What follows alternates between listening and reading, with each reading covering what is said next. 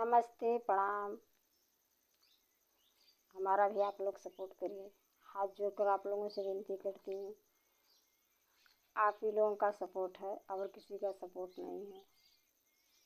जितने हमारी बड़ी बहन है और छोटी बहन है, सबसे नमस्ते, प्रणाम है।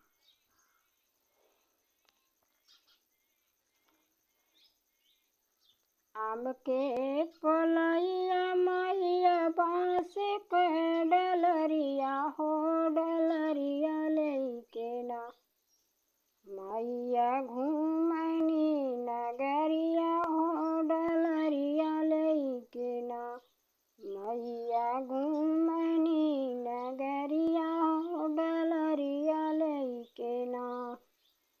घोड़वा चढ़ालया भैरवन कर भैया हो, कहाँ हो बहिना जालू ले के डलरिया हो, कहाँ हो बहिना जालू ले के डलरिया हो, कहाँ हो बहिना।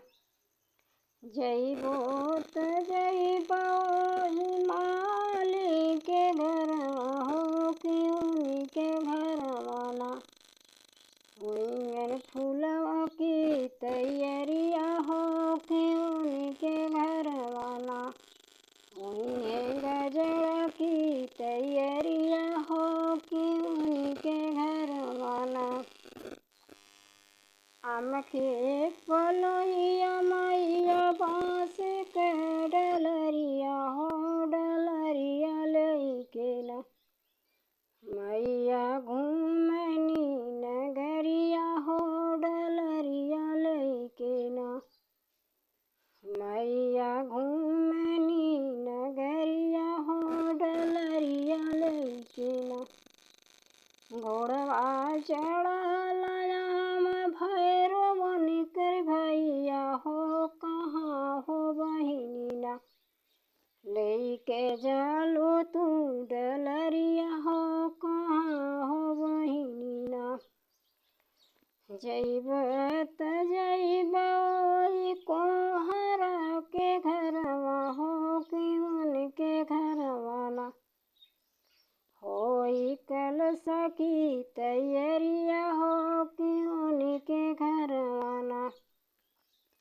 जइब त जइब हिया हीरा के घरवा हो, कि उनके घरवा ना उन्हें दूध की तैयारिया हो, कि उनके घरवा ना उन्हें धारी के तैयारिया हो, कि उनके घरवा ना।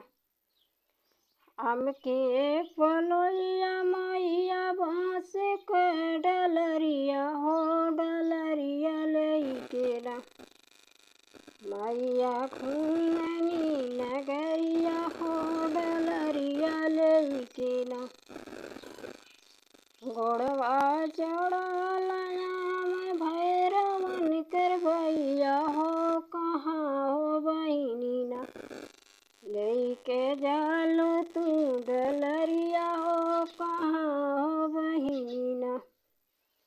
जइब त जइब ओई पंडित के घरवा हो, कि उनके घरवा ना हुई होम की तैयारिया हो, कि उनके घरवा ना।